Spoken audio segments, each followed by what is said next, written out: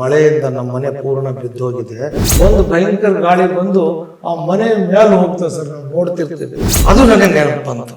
ನಾನು ಅಲ್ಲಿದ್ದ ಬಂದವನು, ಇವೆಲ್ಲವನ್ನ ನೆನೆಸ್ಕೊಂಡೇ ನಾನು ಕೆಲಸ ಮಾಡ್ತೇನೆ. ಸಣ್ಣ ವ್ಯಕ್ತಿನೂ ಕೂಡ ವಿಧಾನಸೌಧಕ್ಕೆ ಬರ್ಬೋದು ಅನ್ನೋದು ನಾನು ಉದಾಹರಣೆ. ಊಟ ಹಾಕಿದ್ರು ನಾನು ಕರೆದವ್ರ ಕೆಲಸ ಇದ್ರೆ ಮಾಡ್ತೇನೆ. ಅಲ್ಲಿಂದ ನೀರು ಹಾಕ್ತಿದ್ರು, ಹೆಂಗ್ ಕುಡಿತಿದ್ವಿ ಸರ್ ನಾವೆಲ್ಲ. ಫಸ್ಟ್ ಡೇ ನನಗೆ ಸ್ಟಿಲ್ ನೆನಪಿದೆ, ನೀವು ಡೆಪ್ಯೂಟಿ ಸ್ಪೀಕರ್ ಆಗಿ ಸ್ಪೀಚ್ ಕೊಡ್ತಾ ಇದ್ದ ಟೈಮಲ್ಲಿ, ಮಾತಾಡ್ತಾ ಇದ್ದ ಟೈಮಲ್ಲಿ ಗದ್ಗದಿತರಾಗ್ತೀರಿ, ಭಾವುಕರಾಗ್ತೀರಿ, ಕಣ್ಣೀರು ಹಾಕ್ತೀರಿ. ಯಾಕೆ ಆ ಭಾವನೆಗಳು ಹೊರಗಡೆ ಬಂತು ಅಂತ? ಸರ್, ಈಗ ಒಂದು 4-5 ದಿವಸದ ಹಿಂದೆ ನಾನು ಬೆಳಿಗ್ಗೆ ವಾಕ್ ಹೋಗ್ತಾ ಇದ್ದೆ. ಹೋಗಬೇಕಾದ್ರೆ 1-2 ಜನ ಬರ್ತಾರೆ, ಬಂದು ಒಂದು ಫೋಟೋ ತೋರಿಸಿದ್ರು. ಸರ್, ನಮ್ಮ ಮಳೆಯಿಂದ ನಮ್ಮ ಮನೆ ಪೂರ್ಣ ಬಿದ್ದೋಗಿದೆ, ಅಧಿಕಾರಿಗಳು ನಮ್ಮನ್ನು ಇದನ್ನು ಕೊಡಲಿಲ್ಲ, ಮಂಜೂರು ಮಾಡಲಿಲ್ಲ, ಮನೆ ಬೀಳದೇ ಇದ್ದವ್ರ ಮನೆಗಳಿಗೆ ಕೊಟ್ಟರು, ನಮ್ಮ ಮನೆ ಪೂರ್ಣ ಬಿದ್ದಿದೆ ಸರ್, ಇದು ಪೂರ್ಣ ಬಿದ್ದಿದೆ, ಇಂಥ ಮನೆಗೆ ಕೊಟ್ಟಿಲ್ಲ ಅಂದರು. ನನಗೆ ಭಾಳ ಸಿಟ್ಟು ಬಂತು.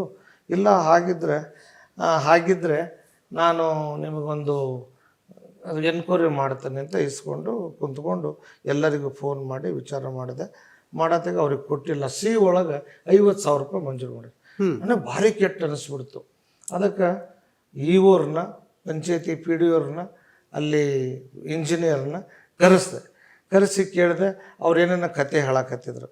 ಅಲ್ಲಿ ಕೇಸ್ ವರ್ಕರ್ ಒಬ್ಬನು ಅದನ್ನು ಫೀಡ್ ಮಾಡಿ ಕಳಿಸಿದ್ದಿಲ್ಲ, ಅವನಿಗೂ ಕರೆಸ್ದೆ. ಬಾಯಿಗೆ ಸಿಕ್ಕಾಗೆಲ್ಲ ಬೈದು ಬಿಟ್ಟು ಇವ್ರನ್ನೆಲ್ಲ ಪೊಲೀಸ್ ಕಂಪ್ಲೇಂಟ್ ಕೊಟ್ಟು ಇವ್ರನ್ನ ಅರೆಸ್ಟ್ ಮಾಡಿಸ್ಬೇಕು, ಇವ್ರನ್ನ ಯಾಕೆ ಮಾಡಬಾರ್ದು ಅಂತ ನನ್ನ ಮನಸ್ಸಿನಾಗ ಬಂತು.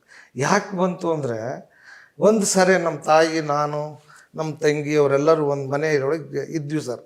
ಅದು 3 ಮೂಲೆ ಮನೆ ಇತ್ತು. ಇನ್ನು ಮಲೆನಾಡಿನಲ್ಲಿ ಇರ್ತಾವಲ್ಲ ಅಂಥ ಮನೆ. ಅದೊಂದು ಗಾಳಿ ಬರ್ತತೆ, ಬಿರುಗಾಳಿ ಬಂದು, ಭಯಂಕರ ಗಾಳಿ ಬಂದು ಆ ಮನೆ ಮೇಲೆ ಹೋಗ್ತದೆ ಸರ್, ನಾವು ನೋಡ್ತಿರ್ತೀವಿ. ಅವ್ ಮ್ಯಾಲೆ ಹೋಗಿ ತೆಳಗೆ ಬೀಳ್ತತಿ. ಅವಾಗ ಅದೇ ಗೋಡಿ ಮೇಲೆ ನಿಲ್ತತದು. ಅವಾಗ ನನಗೆ ಎಳ್ಕೊಂಡು ಬಂದು ಪಕ್ಕದ ಮನೆಯವರು ಒಳಗಿಂದ ತಗೊಂಡು ಹೋಗಿದ್ರು, ಚಪ್ರದಾಗಿಂದ ಬಿಡಿಸ್ಕೊಂಡು ಹೋಗಿದ್ರು. ಅದು ನನಗೆ ನೆನಪು ಬಂತು. ನಾನು ಅಲ್ಲಿದ್ದ ಬಂದವನು ಇಂಥವ್ರಿಗೆ ನ್ಯಾಯ ಕೊಡದೇ ಇದ್ರೆ ನಾ ಡೆಪ್ಟಿ ಸ್ಪೀಕರ್ ಆಗಿ ಏನು ಸಾರ್ಥಕ ಅಂತ ಹೇಳಿ ಅವತ್ತೆಲ್ಲದನ್ನು ಜೋರು ಮಾಡಿದೆ.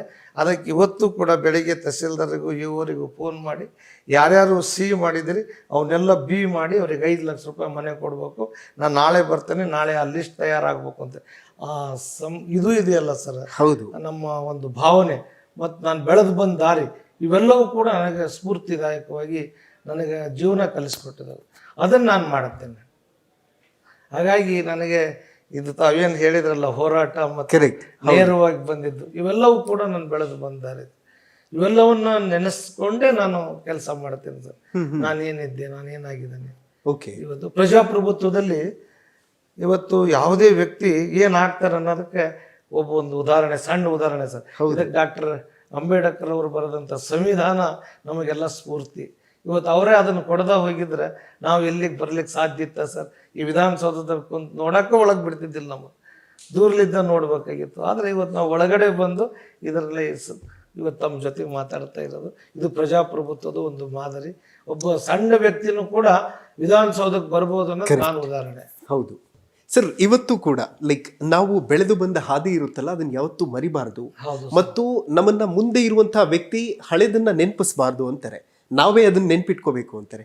ನೀವು ಇವತ್ತು ಕೂಡ ನೀವು ಬೆಳೆದಂತಹ ಊರಿಗೆ ಹೋದಾಗ ಅಥವಾ ನೀವು ಇದ್ದಂತಹ ಸ್ಥಳಕ್ಕೆ ಹೋದಾಗ ನೆನಪುಗಳು ತುಂಬಾ ಕಾಡುತ್ತಾ? ತುಂಬಾ ಸರ್. ಎಲ್ಲರ ಮನೆಗೆ ಹೋಗ್ತೇನೆ, ಹೋಗಿ ಮಾತಾಡ್ಸ್ಕೊಂಡು ಎಲ್ಲ ಚೆನ್ನಾಗಿದ್ದೀರಾ, ಹೇಗಿದ್ದೀರಾ ಅಂತ ಎಲ್ಲ ಕೇಳ್ಕೊಂಡು ಬರ್ತೀನಿ ಸರ್. ಎಲ್ಲ ಒಂದು ನನಗೆ ಯಾರು ಅವತ್ತು ಸಹಾಯ ಮಾಡಿದ್ರು, ನನಗೆ ಒಂದು ಊಟ ಹಾಕಿದವ್ರಿಗೂ ನಾನು ಕರೆದು ಅವ್ರ ಕೆಲಸ ಇದ್ರೆ ಮಾಡ್ತೇನೆ, ಅವ್ರ ಜೊತೆಗೆ ಹೋಗ್ತೇನೆ, ಅವ್ರ ಮನೆಯಲ್ಲಿ ಕುಂತು ಕಾರ್ಯಕ್ರಮ ಕಷ್ಟ ಇತ್ತು ಸರ್, ತುಂಬಾ ಎಲ್ಲದರಲ್ಲಿ ಹೋಗ್ತೇನೆ ಸರ್. ಊಟಕ್ಕೂ ಕಷ್ಟ ಇತ್ತು ಸರ್, ಒಂದು ಕಾಲದಲ್ಲಿ ಊಟಕ್ಕೂ ಕಷ್ಟ ಇತ್ತು. ಕಷ್ಟ ಇತ್ತು ಸರ್, ಇತ್ತು. ಅಂದ್ರೆ ಅವಾಗೆಲ್ಲ ಬಡತನ ಸರ್ ಭಯಂಕರ. ನಾವೆಲ್ಲೋ ಕಂತು ಎಲ್ಲೇ ಊಟ ಮಾಡ್ಬಂದು ಅವಾಗ ನೀರು ಹಿಂಗ ಹಾಕ್ತಿದ್ರು ಸರ್, ಮ್ಯಾಲಿನಿಂದ ನೀರು ಹಾಕ್ತಿದ್ರು, ಹಿಂಗೆ ಕುಡಿತಿದ್ವಿ ಸರ್ ನಾವೆಲ್ಲ.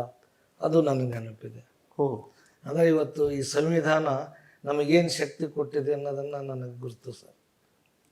ನನಗೆ ತುಂಬ ಖುಷಿ ಆಗುತ್ತೆ ಸರ್, ನಿಮ್ಮ ಸ್ಟೋರಿ ಆಗಿರ್ಬೋದು ಅಥವಾ ಭಗೀರಥಿ ಮುರಳ್ಯ, ನಿಮಗೆ ಗೊತ್ತಿರ್ತಾರೆ ಭಗೀರಥಿ ಮುರಳ್ಯ ಅವರು, ಒಂಥರ ಮಿರಾಕಲ್ ಅಂತ ಅನ್ಸುತ್ತಲ್ವಾ ಸರ್ ಬದುಕು?